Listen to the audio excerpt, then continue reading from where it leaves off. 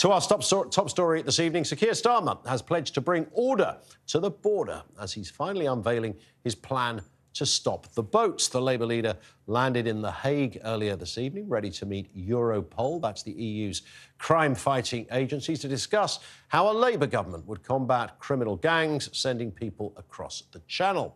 So what is his big idea? Starmer declares that if Labour were in government, small boat people smugglers would be treated like terrorists. He vows to change the law so that they can be detained on the same basis as terror suspects and have their movements restricted. The plan also includes a cross-border police force that can swoop on people smugglers in whichever European country they operate. This will include British boots on the ground. But tonight, Keir Starmer faces questions over whether his ambitious plan could actually work. Joining me now live from The Hague is The Sun's political editor, Harry Cole. Evening to you, Harry. Immigration, of course, has been identified by Labour as a big opportunity. They've been quite silent on this issue. It's not usually in their DNA. This is what they're doing to try and win back voters. What is the plan? It feels like Keir Starmer's cranking up a notch tonight. He's here at The Hague to meet his old buddies, actually, from Europol. So as the former Director of Public Prosecutions, Keir Starmer knows this crowd quite well, and he's making a big play tonight. I've just had a chat with him, and he said, I've banged up drug dealers, I've banged up international gun runners, organised gangs from across Europe. I've done it before, and I don't know why the government are currently not trying to use the same tactics they use on terrorists, on smugglers, on drug dealers, as they are on the boat gangs.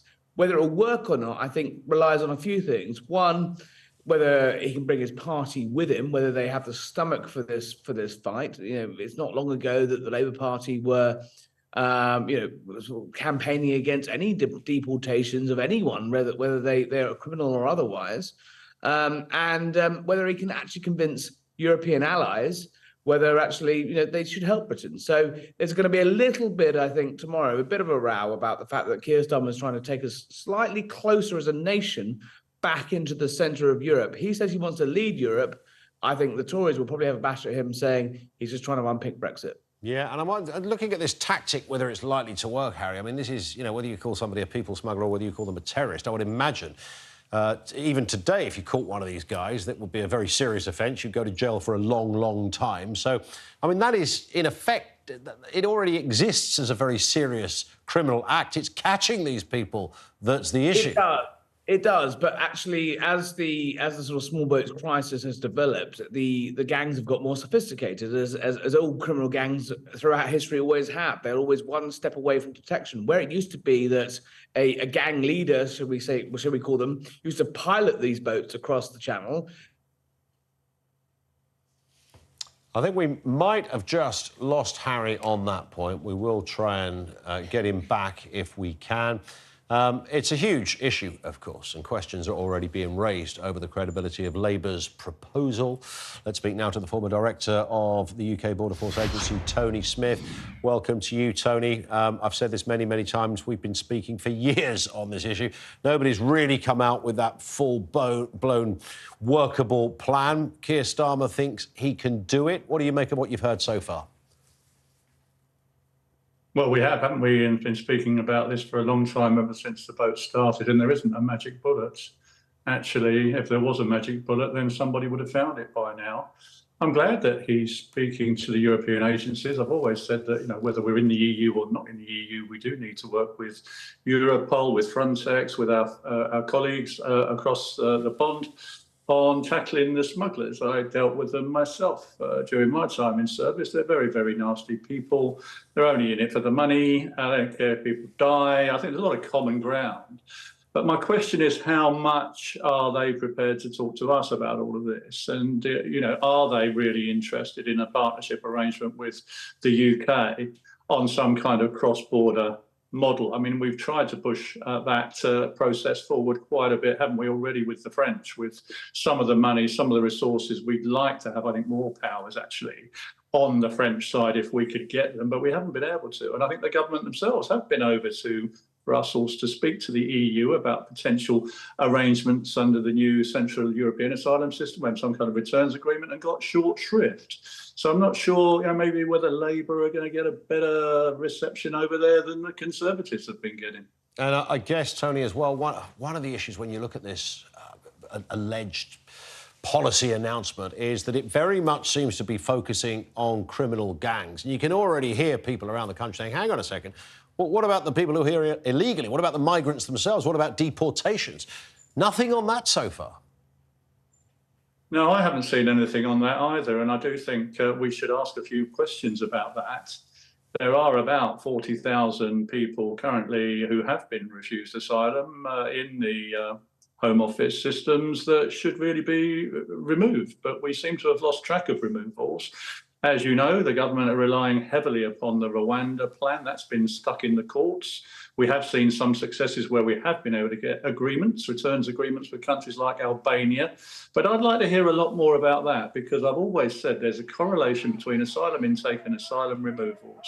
And unless we're removing people visibly, and we're going to send a message across the channel to the migrants, let alone the smugglers, that there's no point in getting in a small boat and risking your lives to get into British territorial waters. It doesn't follow you're going to be allowed to stay here. Though thus far we haven't really been able to say that, because we've removed hardly anybody so far, Ian, that's come across on a small boat, have we? And what's interesting that he's talking about this international cooperation. He's going to be meeting Macron, and part of the thinking there is that if you can get everybody on side. I mean, the last time I looked, we've already given France, I don't know how many tens of millions of pounds for precisely, I thought, this reason. He wants to kind of expand that. I would have thought in the border force world, Tony, you know this very, very well, it's been your life, that there's already a certain amount of international cooperation.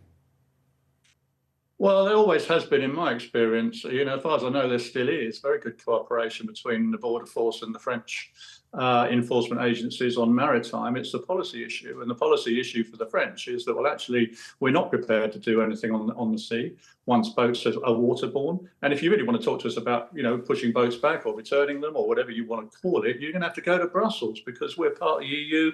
And so, although, the Prime Minister has had some meetings with Monsieur Macron on, trying to come he's been really pushed up the road by the French to Brussels. And that's where we're going to end up with all this. We're going to end up in another debate with the EU Commission about whether or not we're prepared to do some kind of a deal. I suspect if they ever are going to sign a returns agreement with us, there will be a very significant quid pro quo in us taking probably an even greater number of asylum seekers from the EU pool in return for them taking back the boats. So that all has to come out in the wash. I think it's useful that he's over there talking to people, but I'd like to see a lot more meat on the bones before I could say that this is actually going to make much of a difference. All right, Tony, thank you. Tony Smith, thank you, former head of Border Force in the UK. Let's go back to The Hague. The Sun's political editor, Harry Cole, is there. So, Harry, could Starmer's plan then be this election winner that he's hoping for? Or do you sense, and certainly I can almost hear this coming down the tracks, there's going to be a lot of scepticism. Immigration isn't traditionally in Labour's DNA. This policy so far doesn't make much of a mention of what you specifically do about the migrants, more about the people traffickers. But it's the mood music. He's setting a scene here. Do you think voters will like it? Do you think Sun readers will believe him? I think so. I think one of the major problems with Keir Starmer is that he's seen, as Boris Johnson so eloquently put it, and Rishi Sunak tried to steal the other day. It's Captain Hindsight. He's always one from being seen a little bit to be carping from the sidelines. He's always looking back and saying, well, I don't believe you meant to do that, like the famous Harry Enfield character. And actually, I think our readers have been asking to hear from Keir Starmer. What's he actually going to do differently?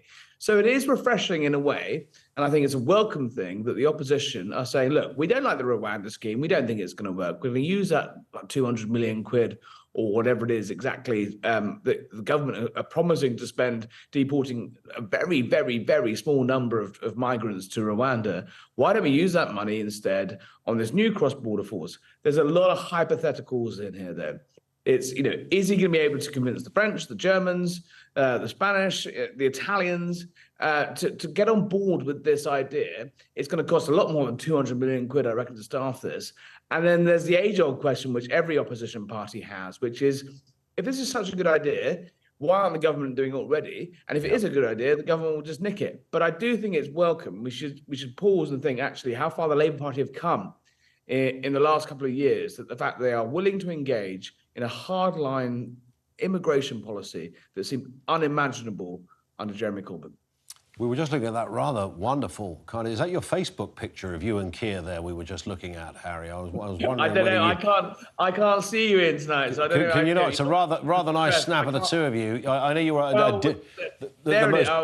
are the most diligent of an archaeologist in the political world in this respect. Are you going to be able to get more out of Keir on this trip, do you think, Harry? Is there a sense that he's going to tell us a little more as this goes on? Because right now he's mentioned, you know, we'll take the money from the Rwanda scheme, but that's to address almost another part of this story. That's to address the people traffickers, or terrorists, as he wants to call them, not the immigrants themselves.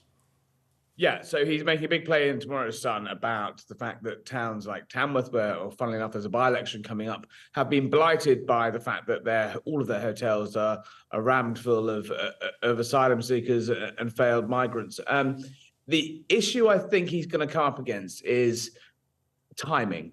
You know, this crisis is real. This crisis is happening every day. We're spending £7 million a day on hotels for asylum seekers and economic migrants, and you just think, right, good idea. You're going to announce that you're going to go negotiate with Europe. We've been negotiating with Europe about a million things for months and months and years already. None of this is going to be solved overnight. It's a good start, but yeah, you're right. He does need to put some flesh on the bones. He's going to see Europol, which is the sort of EU-wide crime-fighting force tomorrow.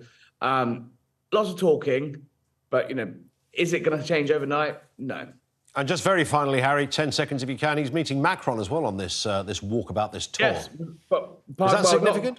The tour. He's off to Canada at the weekend, and then he's going to France next week. This is what all opposition leaders try to do. They want to meet global leaders when they're on the up.